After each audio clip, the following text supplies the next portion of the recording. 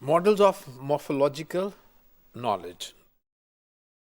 The observed ability of native speakers to coin new words or word forms is the basic argument for assuming that morphological knowledge encompasses more than storage of complex words that language users are exposed to. There must be mechanism in the mind that enables us to extend the set of complex words in a language. So this is the main proposition. Languages with a rich system of inflectional morphology, like Turkish language, which has a lot of inflections, right?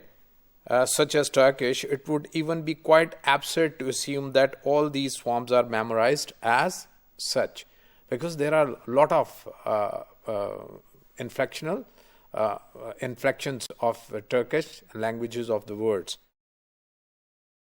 The memory load for such languages can be reduced considerably by making certain rules of use. So they know that how different words are used, what inflections are added to different words. A possible model is that language users acquire morphological rules by constructing abstract rules or templates on the basis of their lexical knowledge. So it is believed that they have some abstract rules in their mind that how to add different affixes to make complex words, or they have certain templates in their mind, so they fix new words into it and thus they use their language. There are also morphological patterns that are not productive but can still be called patterns. For example, past tense verbs forms, English past tense verb forms. Regular past tense forms are created by fixing ed, we know, but there are certain irregular forms. For example, on the other hand, there are a number of stem changing verb, right?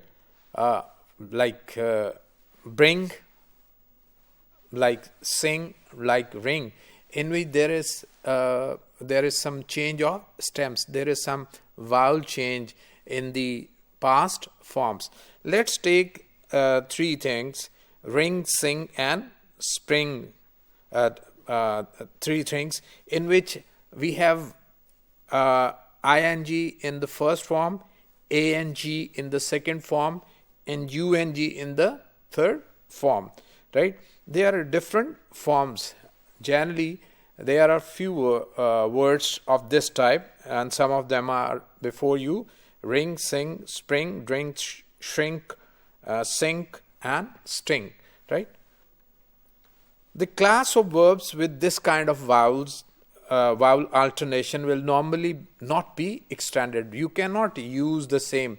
You can, for example, you can take a new word, verb in English, and use this. Generally, this does not happen.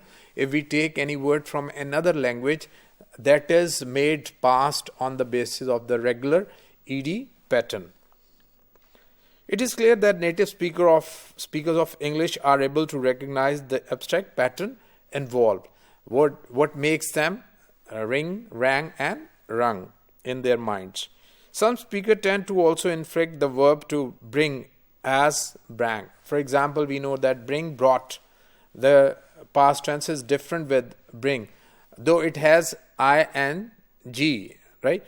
But its past tense is made differently. But however, since there is drink or there is ring, so some speaker also use the same formula here and make bring, brang, and brung.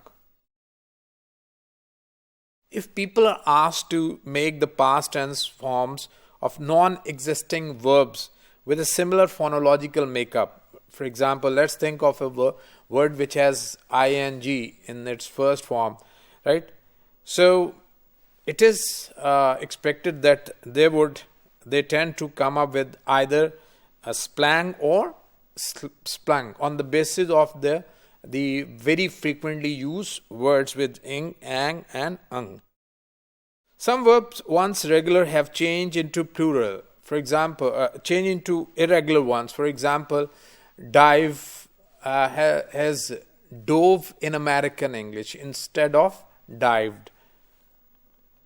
These facts have led a number of linguists to defend a dual system model of morphological knowledge. So, on the basis of these aspects, some of the morphologists think that this is a dual system model of morphological knowledge. The past tense and the participle forms are not stored in lexical memory but always created by rules. So this is their main proposition. The irregular forms are stored in the memory. We just simply take the irregular form and store it in the memory.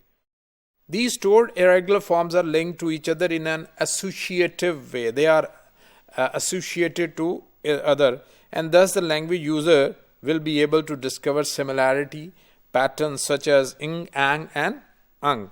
So since they have this pattern in their mind, so whenever they'll get a word which has these words in the base form, they tend to make its past tense with the same manner. This explains why the pattern may be extended incidentally to similar verbs such as to bring. So that's why some people also make it bring, brang, and brung. The dual system theory also has also been defended based on the types of evidence. Neurological evidence, Jagger et al. Have argued that regular and irregular verbs in English are processed by different neural system and the processing location determined by PET, positron emission tomography. Right? We have because of this scan, they are able to know that they are processed differently. They have different neural system in our mind. A second type of rule-less approach is the model proposed by Bybee. In her model, individual inflectional forms of words are listed in the lexicon. Individual inflectional forms, one type of inflectional forms. This also applies to past tense verb form, both regular and irregular ones.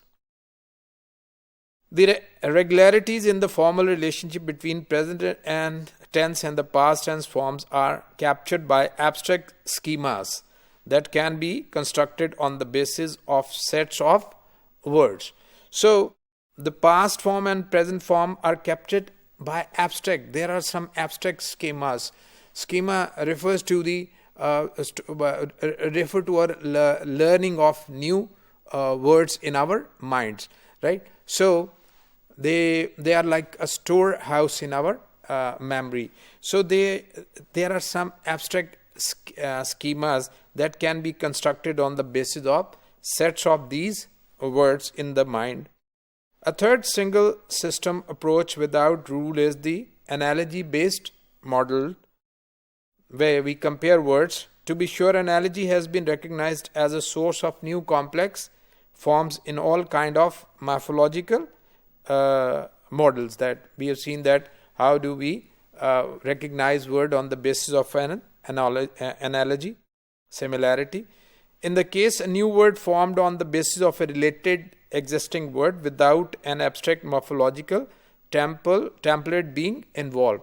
So according to this, we form a new word which is built on a related existing word. I mean, we form a new word which has some related word in our memory. There is no abstract template in our mind. For example, let's take take a word like seascape, right? So this seascape was built on the analogy of the landscape. So according to this rule, there was no abstract template in our mind. This survey of different models of morphological knowledge and the debate about these models illustrate that morphological phenomena play an important role in the debate on the nature of linguistic knowledge. So these different models help us understand how we store our morphological knowledge in our mind, what it is that takes place when we deal with words and their structures. Morphology is an important window on the mental representation of natural language and the human mind. So that's why we can conclude that morphology is very important, that help us understand that how our mind works when it is computing language.